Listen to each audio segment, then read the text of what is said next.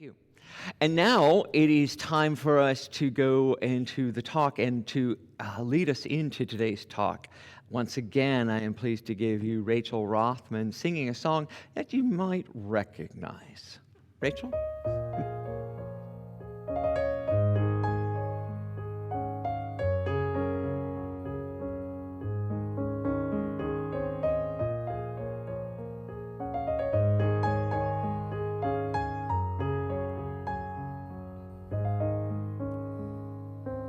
Every night in my dreams, I see you, I feel you.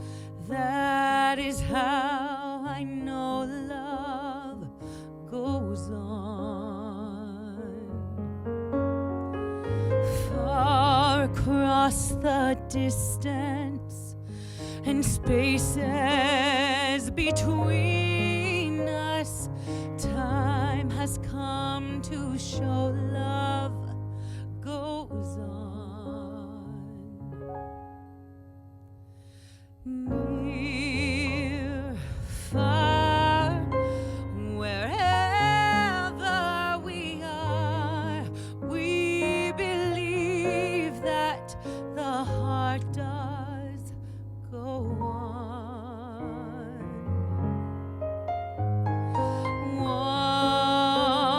Once more, we open the door, and love fills up our hearts, and our journey goes on and on.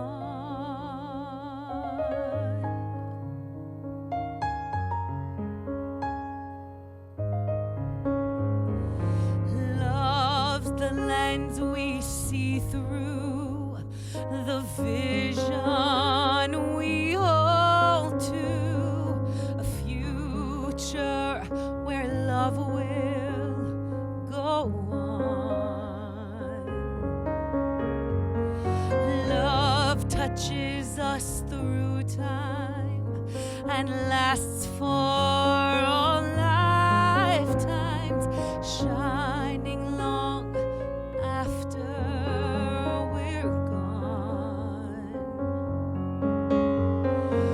Near, far, wherever we are, we believe that the heart does go on.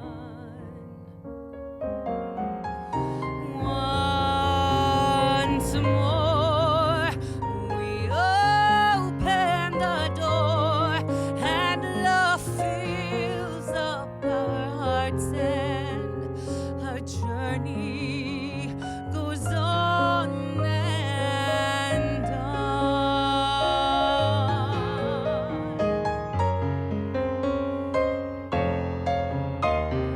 You're here, there's nothing I fear, and I know that our hearts will go on. We'll stay forever this way. We are safe in our truth that our journey goes on and on and on.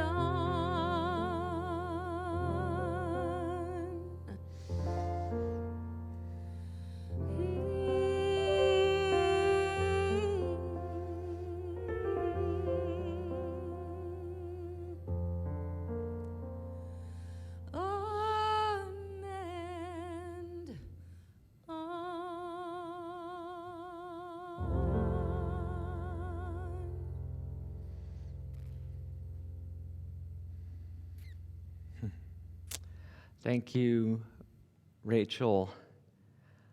And a musical rewrite by Mesa Malone. Thank you, Mesa, for transforming that love song into a song for all people. It was wonderful.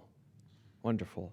And because it's Valentine's Day, I wanted to start today with the idea that love is the answer. And as I was sitting here this morning and prepping, I looked over, I was sitting with JD right here, and I looked over, and it is the phrase that is on Deanne's and Chris's window, and the phrase that Tom and Ash Lenoble also sponsored, and they chose that same phrase, love is the answer. And in Unity and New Thought in general, we also talk about the prospering power of love, and that God is love, and how we can bring love into our lives in so many ways. It is often that we speak of love in Advent, when we're lighting the Advent candle for love. But to have Valentine's Day and Sunday coincide this year, another opportunity to dig deeper into what is that energy, that idea, that presence of love in our lives, and how it can and does move us and shift the world. And of course, there are many, many examples. The easy ones, of course, are that, that love, when we give love in a romantic relationship, that is something that enhances our lives. And that when two people can come together in love, that is a great benefit to the world. But one of my teachers, one of my early teachers, mentioned that, that the idea that even sometimes divorce can be success when a couple would split, when they can understand that they have gone to the journey that they needed to go through together, and it is now time for them to do something else. And then they can split in love. And I've seen a couple examples of that in my life and in my world, where couples who have lovingly parted. And the idea that we can bring love to any situation, regardless of what's going on the outside world or in our own lives, that love changes it. Love is the answer. Of course, with raising our children, JD and I often are reminded that we cannot give them enough reassurance and love, because the more stable and secure they are in our home, the better people they're going to be when they go out and forge their way into the outside world.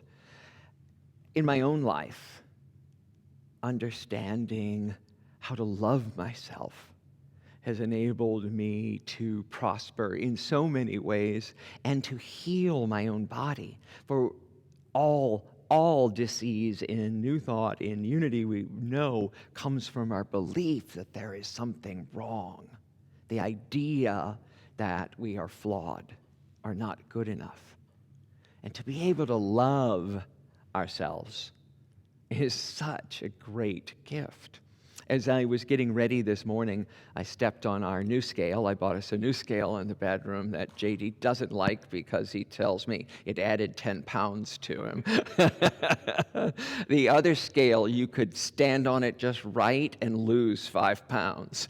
So we have a new, more accurate scale. And as I was weighing myself this morning, I looked down, and under the label for the scale, it says, "Love your body." And I was like, oh, of course, love your body. It's like, this temple is perfect, is whole, is lovable. And so those issues of love we can all identify with and understand how we have brought love into our lives, how we give and receive love, and how prospering that is. But there are more challenging places to bring love, of course. And that same teacher that illustrated to me that a separation, a divorce, can be a loving occurrence, also said this about love. The way of the miracle worker is to see all human behavior as one of two things: either love or a call for love.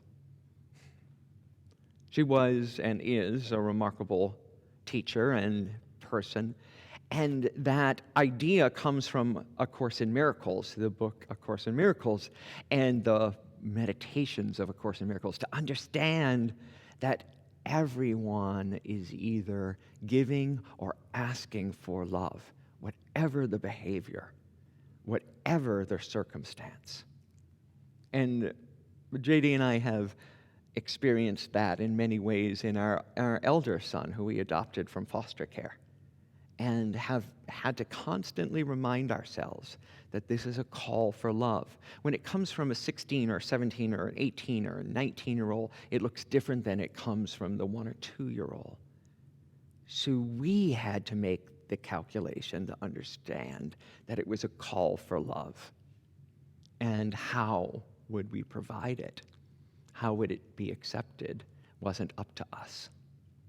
So that journey leads everyone, I believe, into some more difficult conversations. And that's what I want to talk to us about now. It's like the events of January 6th and everything that led up to it were horrific. People literally died because of our political discourse. This isn't hyperbole.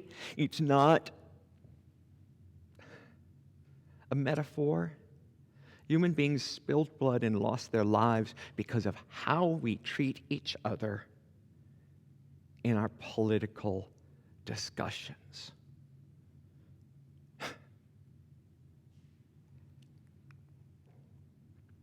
Love is the answer. Love is the answer. And yet, year after year, election cycle after election cycle, family discussion after family discussion, it persists. How do we shift this?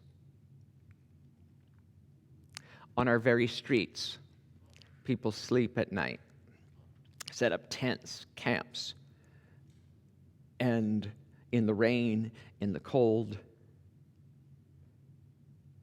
When I pulled up in front of church this morning, there was a man sleeping on our front steps, or next to our front steps. And as I got out, I said a blessing, which I'm going to go over with us in a minute, to shift my fear, my questions, my concerns as I encounter this person, my human reaction. And yet I know love is the answer. His name was Tom, and he was clear-eyed and young, had to be in his early 20s, if that, and kind and gentle, and I'm glad I know his name. I was able to give him water and food and shift the equation even one little degree, because love is the answer. He knows my name now, and he's no longer just scurrying away. Is it enough? I don't know. But love is the answer. On our southern border, over the last decades, not just years, decades, we've treated people less than dignified, and children like prisoners and cattle. My great-great-great-grandfather came to Louisiana speaking only French, and came because of persecution because of his Catholic religion. And my whole family settled in Louisiana and called each other native Louisianians now. But that's not where we came from. We came from Nova Scotia and originally from France. Daigle is a French name. It means of the eagle. And that's my heritage, and the doors were left open for me. Why do we slam them on other people? Love is the answer. This one, I purposefully chose a nice image because the ones that I see frequently, and this has been going on for years now, but the war in Yemen is decimating the children of Yemen. And the idea that we keep allowing this year after year is just heartbreaking. Love is the answer. Even the love of this young girl for her brother or sister, whoever. Where is ours? Then, of course, right back here in our own country, George Floyd, Ahmaud Arbery, and Breonna Taylor. Those are the names I knew and could say. Emmett Till. But I couldn't recall the names of the 4 young girls killed in the church in Birmingham. I don't know the names of any of the people killed in South Carolina in 2015. The pastor was one of the people killed, and I was listening to a broadcast about him, and I don't know his name. He seemed like an amazing man. Love is the answer. How do we hold all of this?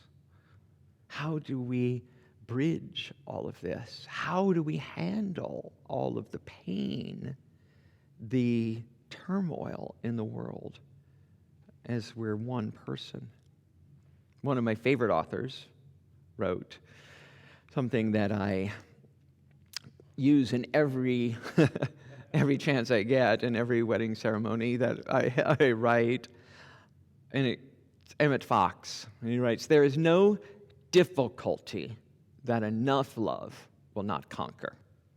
No disease that enough love will not heal. No door that enough love will not open. It makes no difference how deep set the trouble, how hopeless the outlook, how muddled the tangle, how great the mistake. A sufficient realization of love will dissolve it all. If you could only love enough, you would be the happiest, most powerful being in the world." I love that quote.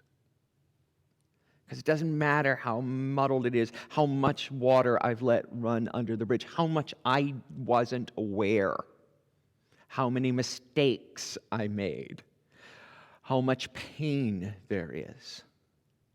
Sufficient realization of love will erase it all. And there is no lack of love. The only lack is what we give. That we think someone is undeserving of our love. We think that something isn't worth our time, or some person isn't worth our time and energy and love. And we fear that if I love this other person, I won't have enough to love myself or someone else. Whereas love is a divine quantity that can never be used up. The more you give, the more you have. Period. For it grows with you and your capacity. So all those issues, the homeless, our politics, Black Lives Matter, immigration, all of them, the children of war. It's because we are not devoting love to the problem, to the issue. We want to see a financial, a governmental, a societal shift without loving the situation first. In Absolute Abundance, the course that I've created, the courses that I've created, the company, we do an exercise in the Metamorphosis course. And again, it comes from Marianne Williamson and another book she wrote. And she talked about sitting on a corporate board, and that she had a way of being in her life. She had a way of operating that, if in her spiritual world, here in Unity, we would go up and express love to each other. I can look at anyone in this room and any one of you at home and say, I love you. I see the love you are. I honor you and love you.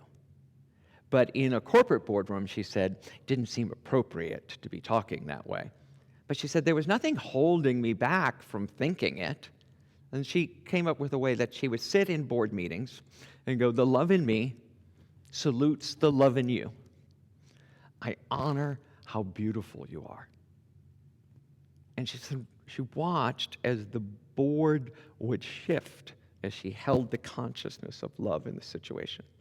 And so in Absolute Abundance, I turned it into an exercise where we actually turn to each other and say, the love in me salutes the love in you, which is just saying namaste.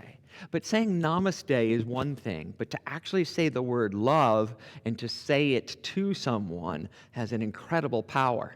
Like if you're with someone right now at home, I invite you to turn to them and say, the love in me salutes the love in you. And I invite us in this room to pick someone and say it. The love in me salutes the love in you. And then you can add some other statement at the end. The world is blessed by your presence. Let me say that to all of you at home right now. The love in me salutes the love in you. The world is blessed by your presence. Once again, if you don't have someone at home with you, bring someone into your mind's eye. And in this time, bring someone, if you're bringing someone in your mind's eye, choose someone who might be a little difficult to love. What a great exercise. For all of us in this room who love each other, I invite you to pick someone else this time. Let's try it one more time. All right. The love in me salutes the love in you. The Our world is blessed by your presence. Thank you. To be able to say that out loud, to know it and to feel it, to be it, is just a small baby step we can take to transforming the world and letting love be the answer. It doesn't have to be big. For as my therapist told me years ago, baby steps aren't small for the baby. The love in me salutes the love in you. You are a blessing to the world.